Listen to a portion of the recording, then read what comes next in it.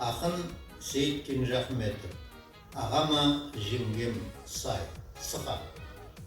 Жеңгемді жұрт көп дейді. Шынында одан көпті өтпейді. Бірде отыр едім үйде. Жеңгем келді де жетіп, әй-шай жоқ бірден жегіп. Ей, осы сенің қолғабысың тие ме? Жоқ әлде жұмыс істесең алақаның күйе ме? Ой, жемітіңді жегір жетпей кір. Жегеннен басқаны білемісің? Көкемнің көк төбеті құсап, әлде осылай селеңдеп жүремісің? Ау жеңеш-ау, менің кесірімнен ақсап тұрған қай шаруам? Не деп тұрсың ай-ай?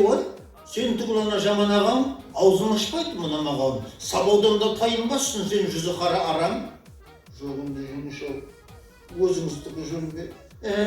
Жөн болмағанда немене? Ақыл үйрететін сен бе? Ой, өспе кір, өспе, осыдан ағаң келсін кешке деп жеңгем шатынап.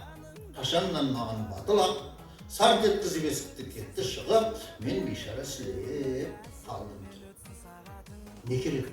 Сол күні кешке келгеніңде қызыққа бататын еміз көргеніңде. Жетіп келіп маған кел саптай қолымен ағам, көк желкемнен қойдайды.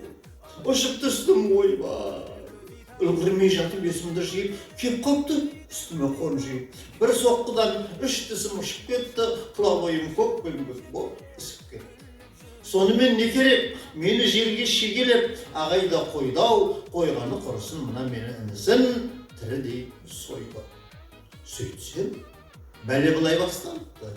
Мен кеткен соң жеңгеміз ағамызды бас салыпты. Хей, осы менің байым сен бе? Жоғалды беріп бедің әлгі жаман үніңе.